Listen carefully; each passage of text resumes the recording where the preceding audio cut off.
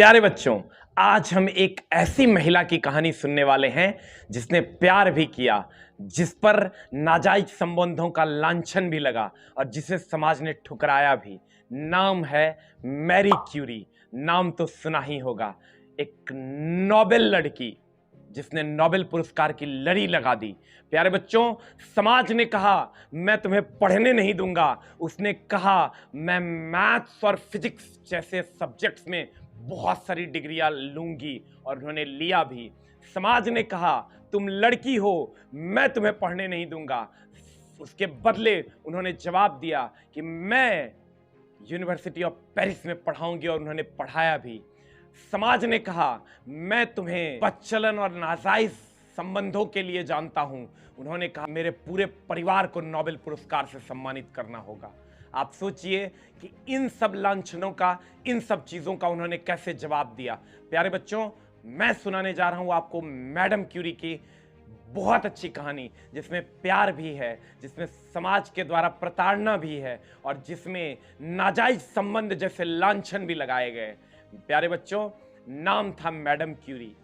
सन 1900 के आसपास का दशक था जब वो पढ़ने जा रही थी।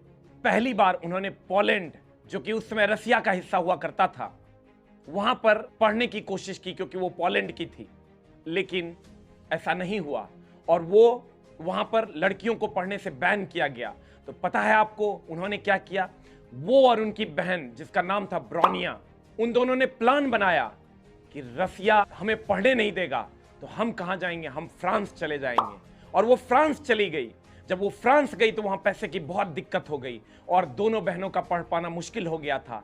पता है एक बहन ने उसके लिए क्या योगदान दिया?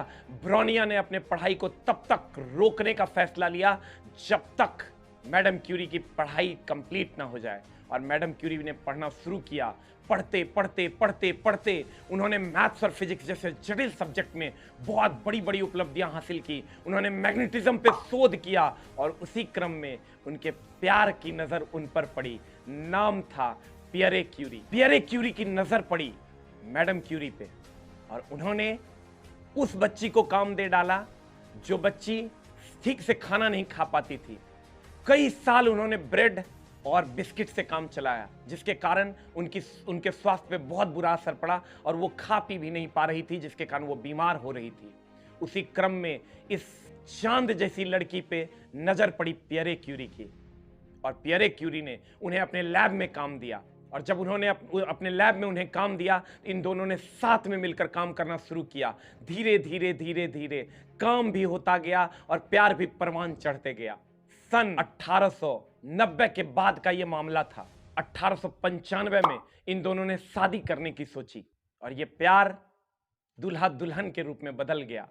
पियरे क्यूरी और मैडम क्यूरी ने शादी कर ली सन 1895 ईस्वी में।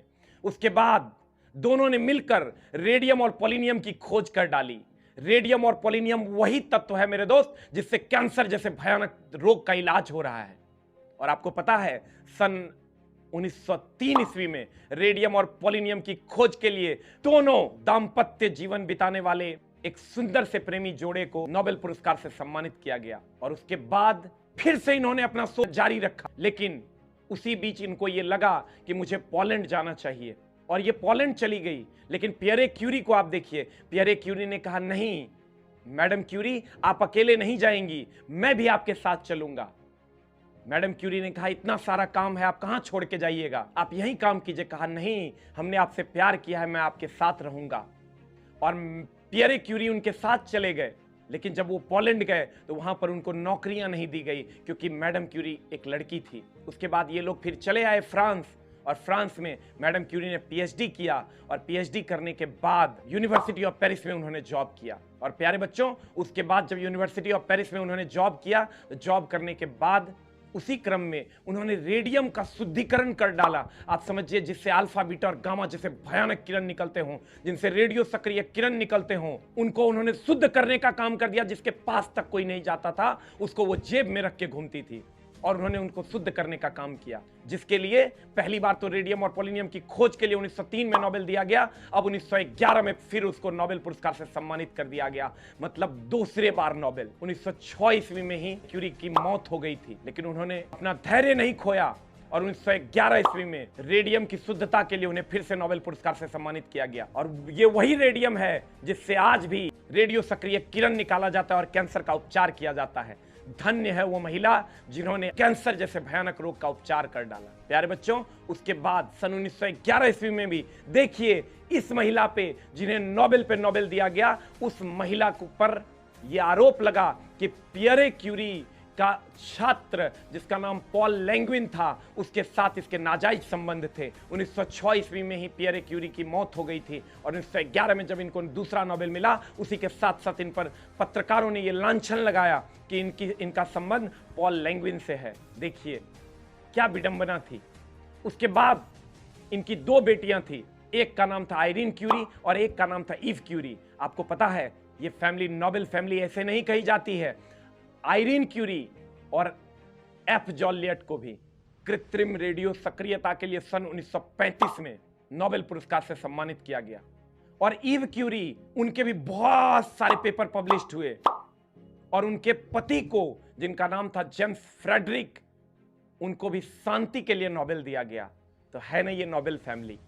प्यारे बच्चों, सन 1914 ईस्वी में जो पहला वर्ल्ड वार हुआ था, उसमें भी मैडम क्यूरी ने सभी की मदद की रेडियो सक्रिय किरणों के द्वारा। और 4 जुलाई 1934 को क्यूरी ने अंतिम सांस ली। और पता है अंतिम सांस कैसे ली? प्यारे बच्चों, उनके जेब में, उनके पैकेट में हमेशा रेडियम रहा करता था और कहा जाता है कि वो रेडियम से खेला करती थी। रेडियम जिसके पास भी कोई नहीं जाना चाहता था, ये उससे खेला करती थी। हमेशा असंभव कार्य जो लोग करते हैं उन्हीं को पूजा जाता है। और उसी रेडियम के कारण 4 जुलाई 1934 को इनकी मौत हो गई। एक बीमारी थी उनको जिसको अप्लास्टिक एनीमिया के नाम से जाना गया और उसी से उनकी मौत हुई। ये थे एक आयरन लेडी जिसे प्यार भी हुआ, जिसे समाज ने लांछन भी लगाए, लेकिन हर बात का जवाब उसने दिया। तो प्यारे बच्चों, इस कहानी से हम ये सीखते हैं कि कुछ तो लोग कहेंगे, लोगों का काम है कहना। हमें क्या करना है? हमें अपना लक्ष्य तय करना होगा। हम कितने गरीब हैं इससे कोई फर्क नहीं पड़ता। 3-3 साल तक मैडम क्यूरी ने सही से खाना नहीं खाया, बिस्किट और ब्रेड खाकर उन्होंने अपना जीवन यापित किया।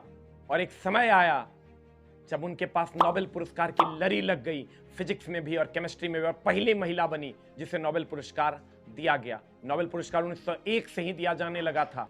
और आप इस कहानी से ये सीखिए, गरीबी हमारे लिए अभिशाप नहीं बन सकती, समाज हमारे लिए अभिशाप नहीं बन सकता। हमें अपना लक्ष्य तय करना होगा और अपने लक्ष्य की ओर चलना होगा। उम्मीद करते हैं ये प्यार, ये अपमान, ये गरीबी, ये सारी चीजों को सुनने के बाद आप अपने जीवन में कुछ अच्छा कर पाएंगे और इस कहानी से एक सीख ले पाएंगे। Thank you very much.